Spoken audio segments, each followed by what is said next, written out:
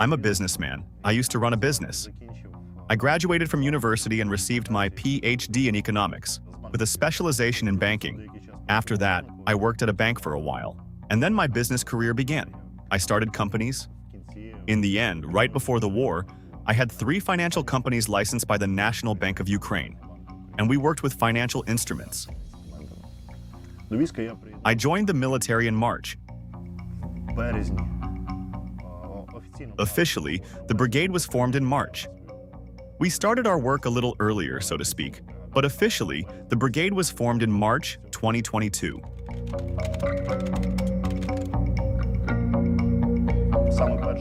The very first deployment, the very first operation in which our soldiers took part was at Davydiv Bridge Settlement, the well-known operation on the Inhulets River. We were attached to the 35th Brigade, where our servicemen demonstrated remarkable heroism. Many of the servicemen who participated in this operation were awarded both for bravery and other state honors. The next operation, we carried out tasks under the command of the 59th Brigade near Mykolaiv, that is, here in the Kherson region, in company tactical groups. And after that, we took part in the liberation of the Kherson region, specifically the right bank, where we are now.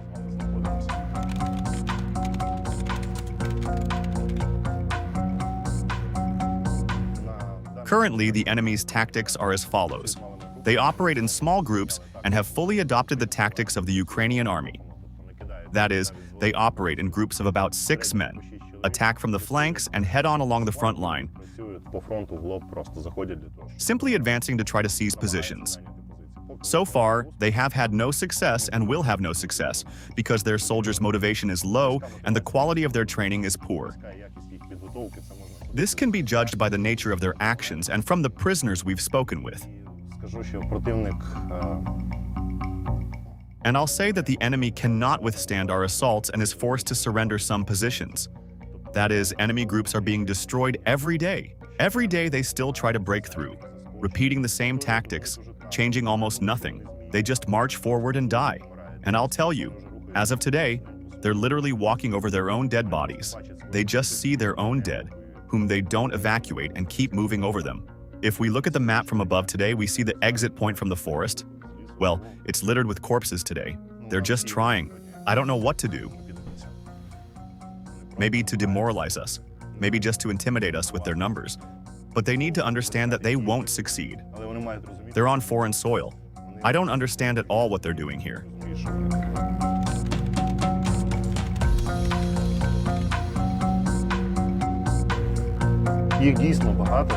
There are truly many of them, and it would certainly be unfair to anyone to call them just a few. But I'll simply give some examples where the guys really show their best. First, there is the direct repulsion of enemy attacks, the destruction of military equipment. One of my positions was 600 meters away. Anyone familiar with the tactical and technical characteristics of the RPG-7 understands what a 600-meter range means for a handheld anti-tank grenade launcher. But the soldier climbed out of his position and took out an enemy APC with a precise shot from 600 meters. This is despite the fact that the actual effective range of such a grenade launcher is 300 meters. The feeling when vehicles are moving toward you, climbing out of your foxholes where you're hidden with a grenade launcher, especially at such a distance, requires extraordinary courage. It's also how the guys rescue their comrades when they're wounded. They pull them out of the battlefield, right under heavy fire and artillery, and enemy drone strikes. And also, from what I've seen, I want to note that even if they're there with concussions or such injuries, but they're all ready to let a brother in arms go first to evacuation. No, you go first. No, you go first. I can wait a little longer. And you see, people really open up. They really open up because you're there with your group and you have no one else. You can't count on anyone else. You realize there won't be quick reinforcements, that there might not be an immediate evacuation. There's you, there are your comrades right beside you, and everyone's scared, and the mission is as tough as it gets.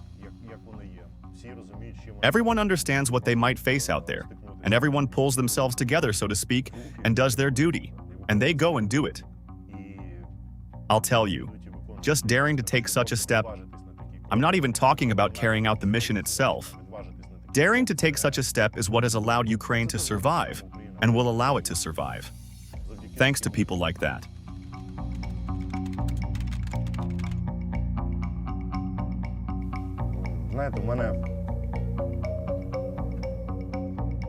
You know, I'm deeply convinced that you shouldn't give orders that you yourself can't carry out. And let me tell you, the morale and psychological state of my troops is extremely important to me. That's what enables us to win, and what allows us to prevail. And if you don't lead by example, nothing good will come of it. It won't work for a simple reason. I don't remember who said it, but there's a great saying that every officer in his life has to win only one battle, the battle for the trust and hearts of his subordinates. They'll win all the other battles themselves. I'm speaking for myself. Giving an order like, guys, you have to go in, you have to take that position, the logistics are dangerous. When you haven't experienced that yourself, and again, I'm speaking for myself, you don't feel you have the moral right to even do that. That's how it works for me. You see, when the guys are scared, they stand there, and you explain the mission to them.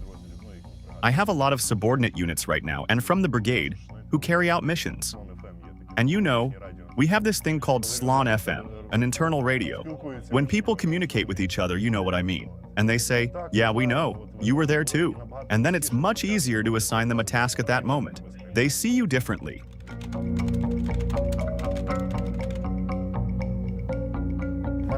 I've had these principles since childhood, I suppose, and they've been with me my whole life. Before the war, I was just running a business, and that's how things have always been for me. First, there's the principle of fairness. It has to be fair. I'm no better than any of my fighters. Absolutely. I mean, my life isn't, in my view, any more valuable than anyone else's. Then, the next principle, after fairness, is to always be the best at everything. It doesn't matter what we're doing. We have to be the best. Well, I guess that's something I've carried over from sports after all. It doesn't matter. For me, my battalion is me, and we have to excel at everything. In training, in paperwork, whatever it may be, let's not talk about that. That is, in every aspect, we have to be the best. We have to inflict the most damage on the enemy. We have to suffer the fewest casualties. We have to complete the most missions.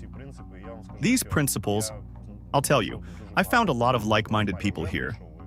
I came to war with many of them, and I've found many more here. And that allows us to stick to these rules, these principles, and move forward. And that's awesome. A team that follows these principles comes together. This is the team with which we will win this war, with which we will see it through to the end.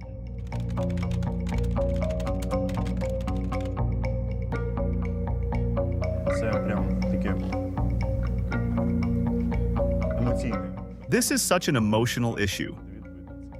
I'm trying to gather my thoughts right now to answer this. I want to say this directly to those individuals identified as male in their passports. I want to tell you that while we are fighting for you here, you must understand that if you do not prepare for war, do not mobilize, do not join the armed forces of Ukraine,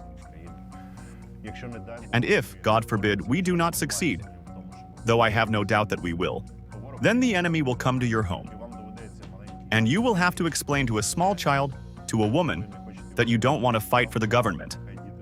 Let the children of the lawmakers fight. You won't have that option. We can recall the occupied territories, recall Irpin, Bucha, and many other areas where Russian soldiers simply brutalized prisoners and civilians. And this must be understood. You are not going to war for the president. You are not going to war for me. You are not going to war for the members of parliament. You must fight for yourselves. They came to our home. Ukraine is our home. They came to kill and rape us. How can you even feel normal after that?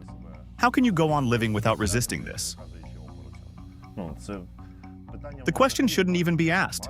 Many people are shouting about their rights. You say that you have rights, but you also have obligations. You have obligations to this country where you live.